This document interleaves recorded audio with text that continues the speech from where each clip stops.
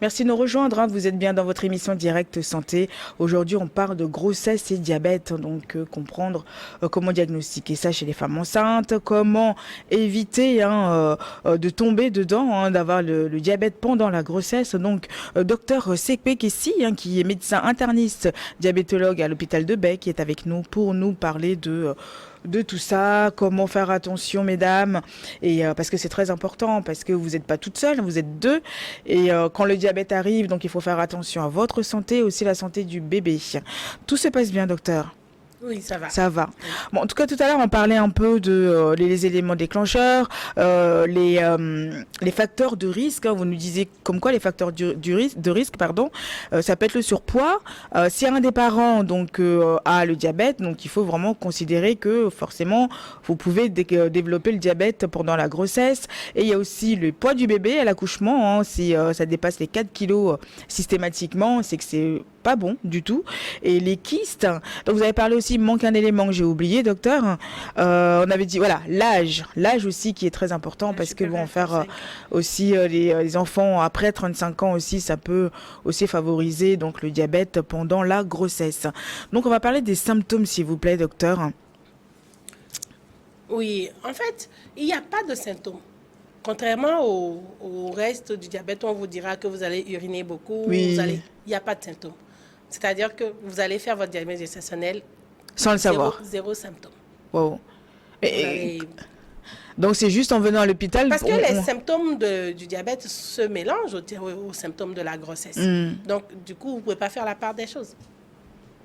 Vous allez être fatigué, la grossesse se fatigue, donc on ne peut pas vous dire On peut pas savoir. Donc, en fait, il n'y a pas de symptômes. Il n'y a pas de symptômes. Tant que vous ne faites pas diagnostiquer, vous ne saurez pas. C'est en fait là où se trouve le danger de la chose.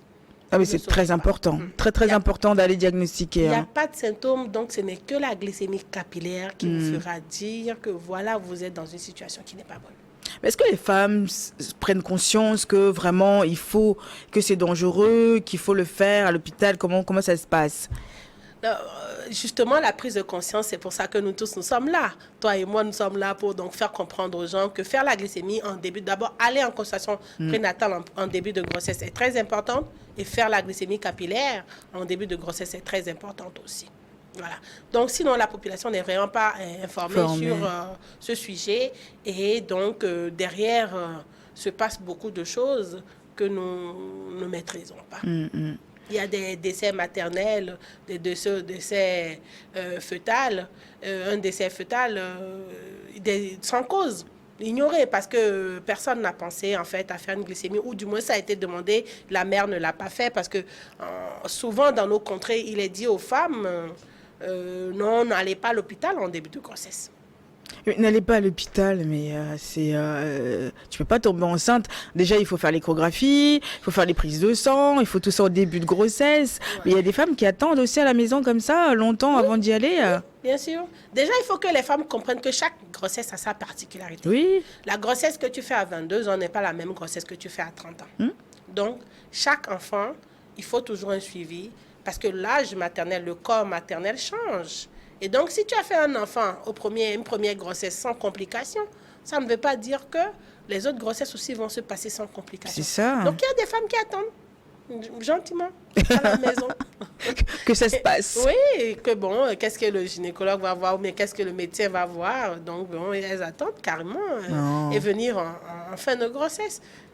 Et c'est là où on se retrouve avec toutes les complications. Il faut courir à gauche et à droite. Il faut courir. Et par la grâce de Dieu, des fois, on gagne, et on sauve des vies, et des fois, on en perd.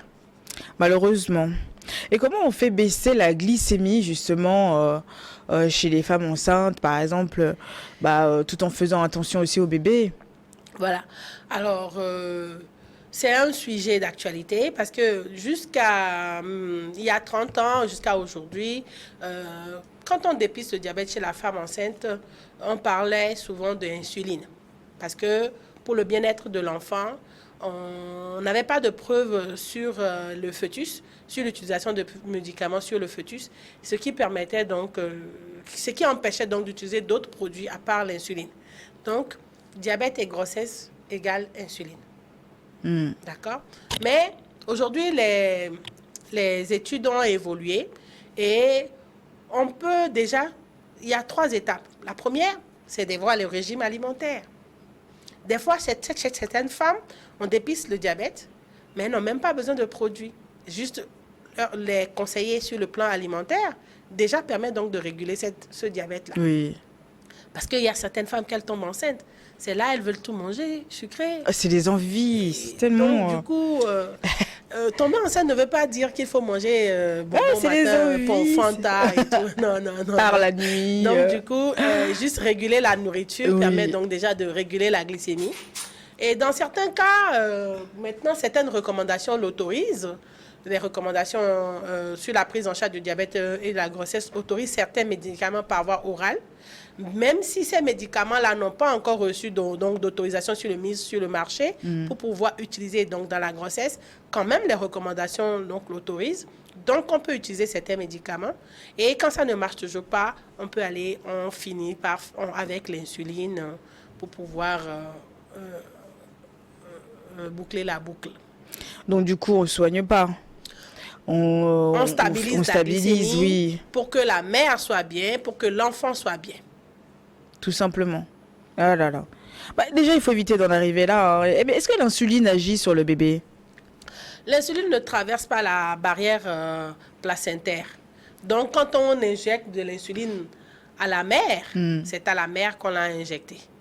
L'insuline ne passe pas la barrière placentaire. Mais le sucre passe la barrière placentaire. C'est-à-dire quoi? Quand la maman a une glycémie, par exemple, à 3 grammes, oui. ça suppose que le sang est sucré. Oui. Ce sang-là passe dans le placenta et le sucre-là est donné à l'enfant constamment. C'est-à-dire que quand vous avez une femme qui a une glycémie très élevée, c'est que son enfant est carrément en train de boire Fanta. Ok, donc ça agit sur le bébé et le diabète directement. Donc, du coup, c'est l'image que moi je donne aux femmes pour leur faire comprendre la réalité. Quand vous avez des glycémies élevées, femmes, diabète et puis glycémie élevée, 3 grammes, 2 grammes, ça veut dire quoi? Ça veut dire que votre enfant, pendant qu'il est dans votre ventre, pendant les 9 mois qu'il va passer dans votre ventre, il prendra Fanta matin, midi, soir. Est-ce qu'une personne qui a bu sucré pendant 9 mois d'affilée peut être en bonne santé? Voilà. Donc, du coup, tant que la glycémie est élevée, ça veut dire que l'enfant est en condition donc d'élévation, enfin d'utilisation du sucre en continu. Mais en danger. Donc en danger. Ouais. Donc il est important donc pour le médecin de diminuer donc cette glycémie chez la mère. Donc si la glycémie de la mère se normalise, l'enfant est dans les bonnes conditions. Oui. Vous voyez? Donc c'est pour ça que quand la glycémie est élevée chez la mère, nous devons mettre un traitement pour diminuer cette glycémie. Mais ce traitement que nous devons mettre, c'est-à-dire l'insuline, ne passe pas la barrière placentaire. Donc, quand j'administre de l'insuline à la maman, je n'ai pas administré de l'insuline à l'enfant. D'accord. Vous comprenez? Oui. Je suis en train juste de diminuer la glycémie de la mère pour que l'enfant ne soit pas obligé de consommer du sucre en excès tout le temps. Mais est-ce que c'est les gros poids de bébé, c'est aussi à cause de ça ou pas? Oui, parce que quand vous prenez du sucre à longueur de journée, mais qu'est-ce qui va se passer? Quand vous êtes dans un milieu ou dans le ventre d'une maman où vous buvez sucré toute la journée, qu'est-ce que vous allez passer? Vous allez grossir, vous allez prendre du poids. 9 mois, quand même, dans un milieu sucré, vous allez sortir rond. Ça, c'est évident. C'est ça. Voilà. Et le bébé aussi? Oui. Ah, donc, après, pour accoucher, là, c'est... Et là, on se retrouve des fois, gros bébé, qu'on ne peut pas accoucher par voie basse. Oui, c'est ça. On doit faire une césarienne. Et ça, c'est encore un gros lot parce que les femmes africaines et togolaises ont tendance à penser que accoucher par césarienne est une fatalité. Et elles fuient. Ça, c'est le deuxième côté de la prise en charge du diabète.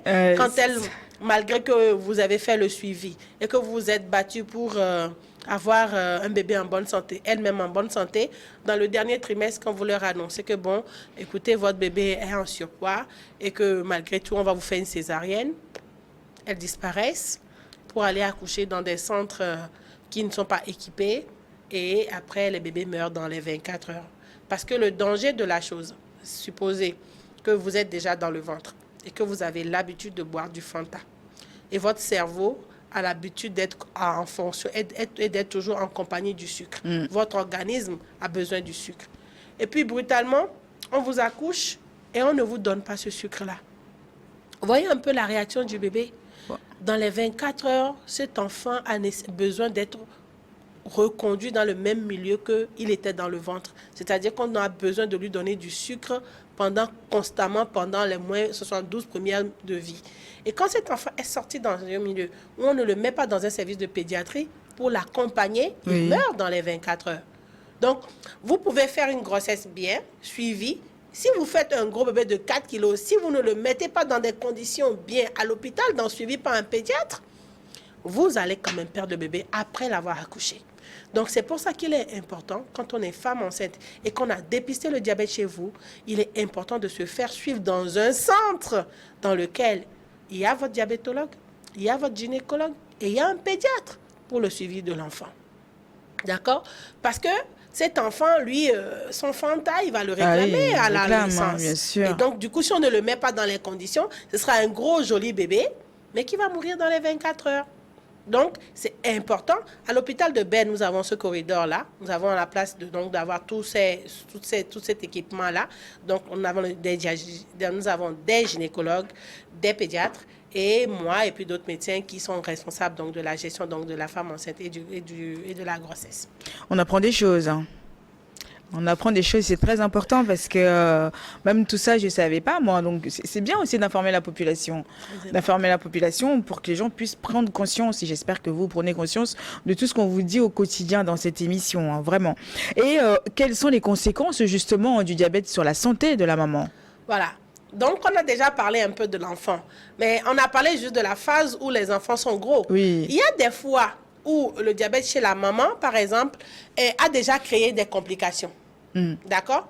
Donc, du coup, cette femme, l'enfant qui va venir, va être en face des éléments perturbateurs de la maman et peut donc naître mal formé. On a des enfants qui naissent avec des malformations cardiaques, des malformations cérébrales. Vous naissez comme ça, on les suit aux accouches, des enfants qui ont des retards psychomoteurs, des enfants qui ont des pathologies cardiaques, et on leur montre, après c'est des souffrances. Donc c'est important à chaque maman de pouvoir faire ce diagnostic-là. Alors, quelle est la conséquence sur la santé de la maman? Oui. Déjà, si vous êtes une femme enceinte, si vous êtes une femme diabétique et que vous tombez enceinte, dans ce cas, il faut que le médecin vous suive avec plus d'attention. Parce que on peut avoir des séquelles liées au diabète qui existaient et que la grossesse va venir fragiliser. Et comme ça, vous allez vous retrouver peut-être à perdre la vue. Vous allez voir, on va dire qu'elle a accouché et puis depuis qu'elle a accouché, elle est devenue aveugle. Il y a des femmes comme ça qui ont accouché et qui sont devenues aveugles. Vous allez en prendre certaines femmes, on dit elle a accouché et puis elle a eu un problème rénal et elle est décédée, ou bien elle a accouché et puis ses reins ont créé un problème et on a commencé par la dialyser. Donc, du coup, la grossesse peut fragiliser une femme diabétique connue qui était stable. Donc, ce qui fait que femme diabétique, avant de tomber enceinte de grâce, cherchez un médecin, dites voilà, j'ai un désir de maternité. Pour qu'on vous suive avant de tomber enceinte. Oui. Ou même si vous tombez enceinte, parce que la grossesse peut vous surprendre, si vous tombez enceinte, cherchez un diabétologue, un médecin pour pouvoir vous accompagner parce que ce n'est pas évident. Parce qu'avant de dire que cette femme va accoucher par voie basse, certains éléments doivent être assurés avant de permettre à cette femme enceinte, à cette femme diabétique enceinte de pouvoir accoucher. Ça, c'est le cas des femmes diabétiques qui tombent enceintes. Alors, le deuxième cas, c'est des femmes qui ne se connaissaient pas diabétiques ou qui n'étaient pas diabétiques, qui tombent enceintes. Alors là, pour ces femmes, le risque pour elles, c'est de faire donc une prééclampsie, c'est-à-dire l'élévation de la tension pendant la grossesse, ou des complications hémorragiques de la grossesse, c'est-à-dire les déclenchements, le placenta peut se décoller comme ça sans raison, des hémorragies sur la grossesse sans raison, sans explication, on ne sait pas ce qui se passe, et puis subitement on se retrouve dans une complication de grossesse. Voilà un peu ce qui peut se poser donc dans le diabète. J'ai reçu juste un jour, je partage avec vous, une jeune fille de 21 ans qui ne se connaissait pas diabétique et chez qui on a dépisté le diabète quand elle était déjà à 7 mois de grossesse et qu'on a suivi, pas moi, qui a été suivi dans un centre et jusqu'à au dernier moment. Elle rentre en travail et puis on ne comprend pas ce qui se passe. Subitement, le travail s'est arrêté et elle a commencé par perdre du sang. Et je vous assure que on a dû faire une césarienne sur enfant mort pour sauver la mère. Oh là là, quel cauchemar.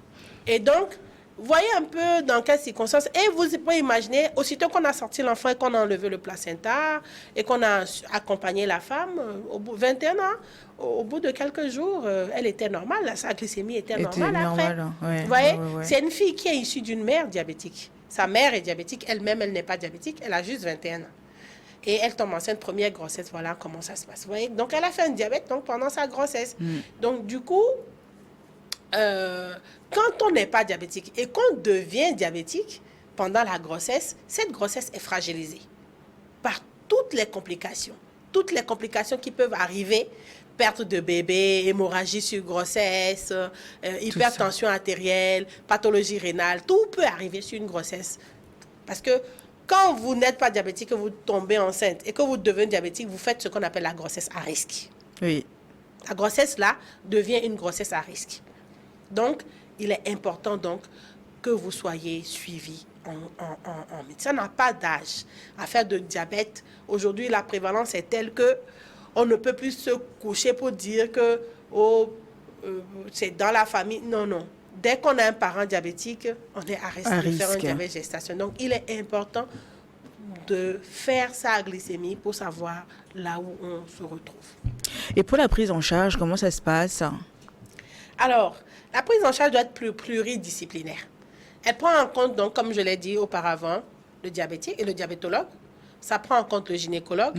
Enfin, quand je dis diabétologue, c'est les diabétologues et son équipe, le gynécologue et son équipe, et le pédiatre et son équipe. Donc, comment ça se passe? La grossesse se suit concomitamment avec le gynécologue et le diabétologue.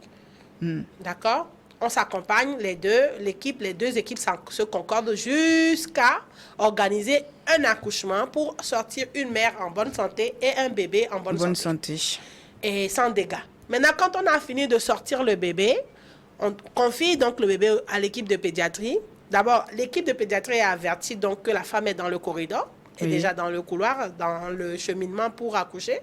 Et donc, à la naissance, cet enfant déjà naît dans des conditions, en tout cas, un protocole déjà établi que la sage-femme ou le médecin qui l'a accouché applique déjà à la naissance de l'enfant au lit. C'est-à-dire qu'au premier souffle, il y a un protocole, il y a un suivi. En fait, comme c'est un corridor, toute l'équipe donc est informée. Donc, à la naissance de ce bébé, déjà, la sage-femme sait les gestes qu'elle doit poser. Oui. Et puis, secondairement, cet enfant est conduit en pédiatrie dans le service de néonatologie, donc pour le suivi de ses premiers jours de vie.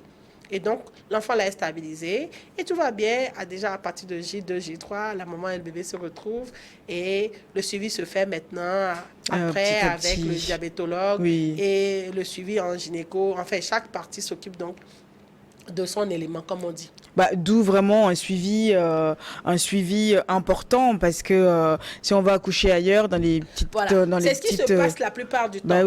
Ces femmes-là accouchent, viennent se faire suivre à l'hôpital et quand on leur explique le processus, à la fin, dans le couloir de la fin, dans les dernières semaines, elles disparaissent pour aller accoucher dans des maisons d'accouchement et qui n'ont pas donc la structure, les éléments pour pouvoir suivre l'enfant déjà juste après sa sortie.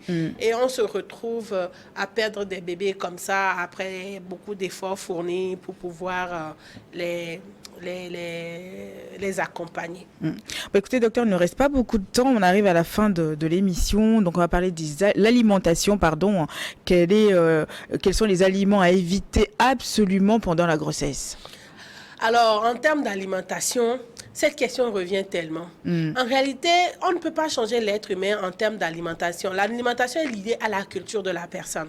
Ce qu'on peut faire, c'est déjà instaurer des règles alimentaires. Déjà, la première chose qu'il faut savoir, c'est qu'il faut éviter les grignotages. Manger à 8 h, manger à 10 h, manger à 11 h avant de manger à midi. Le matin, réveillez-vous. Quand vous avez faim, vous avez besoin de manger, mangez une fois. À midi, manger une fois, le soir, manger une fois, pas de grignotage. Il faut arrêter ça. Et moi, je conseille aux femmes d'éviter les trucs sucrés. C'est pas parce que vous êtes tombée enceinte que tout ce que vous n'avez pas mangé avant, vous avez commencé par manger ça. Les femmes qui veulent prendre des glaces, des litres de glace maintenant parce qu'elles sont enceintes là, vous allez vous mettre vous-même en danger, mettre vos bébés en danger. Il faut éviter tout ce qui est sucré et le prendre le moins possible. Éviter les trucs sucrés, les bonbons, les glaces, les histoires de sucreries à longueur de journée. Il faut éviter tout ce qui est sucre d'action rapide. Les jus, les boissons. Vraiment, franchement, il faut éviter. Sinon, en termes d'alimentation, rien n'est interdit. Mangez ce que vous avez l'habitude de manger. Ma petite dose. Oui, mais à dose raisonnable. Il ne faut pas manger en excès. Il ne faut pas manger peu non plus, mais raisonnable et il ne faut pas grignoter. Parce que quand vous mangez bien le matin, vous n'avez pas faim à 9 heures. Il ne faut pas bien manger à 8 heures et à 9 heures, vous allez avoir faim. Ou à 10 heures, vous allez avoir faim. Non, mangez raisonnablement. Matin, midi, soir, évitez les grignotages et évitez tout ce qui est sucré. Que peut-on retenir de tout ce qu'on vient de se dire, docteur? Alors, qu'est-ce qu'on retient de ça? C'est que le diabète et la grossesse, c'est un état transitoire ou bien peut-être permanent qui arrive, qui est lié à la grossesse. Et c'est une situation dangereuse pour la mère et aussi pour l'enfant. Et donc, il y a nécessité donc d'aller très, très rapidement à l'hôpital. Dès qu'on tombe enceinte, dès que vous avez fait le test de grossesse et qu'il est positif, vous devez aller à l'hôpital donc pour qu'on puisse établir un vrai diagnostic de votre situation et pouvoir établir un programme donc pour votre suivi de grossesse et votre accouchement. Et il faut aussi savoir que les bilans de grossesse sont très, très, très importants pour pouvoir vous accompagner, pouvoir vous aider afin de pouvoir faire des bébés en bonne santé.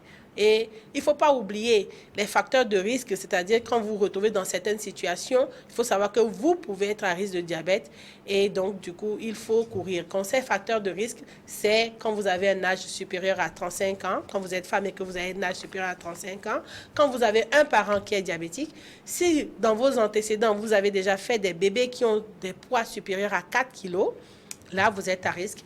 Ou aussi, quand on vous a diagnostiqué, quand vous êtes jeune fille ou jeune femme, on vous a diagnostiqué le syndrome des ovaires polykystiques, oui, vous êtes à risque donc de diabète gestationnel. Dans le traitement, on n'est pas obligé donc d'utiliser forcément l'insuline. Un régime alimentaire déjà peut régler le problème. Des fois, des médicaments ou quand ce n'est pas toujours stabilisé, on peut se retrouver donc à utiliser l'insuline. Il est important donc que ce genre de grossesse se suive dans un centre équipé qui a en place un diabétologue, un gynécologue et un pédiatre donc pour la suivi donc de l'équipe que vous formez. Exactement. Voilà. Bah, écoutez, un grand merci à vous, docteur. Merci beaucoup. Je rappelle que vous êtes interniste diabétologue à l'hôpital de Baie. Un grand merci. J'espère vous revoir très vite pour d'autres aventures. Merci aussi à la régie et à l'équipe technique qui, c'est grâce à eux aussi que l'émission se fait tous les jours. Donc merci aussi à vous. Merci à vous, très chers téléspectateurs. On se retrouve demain. Très bientôt. Au revoir.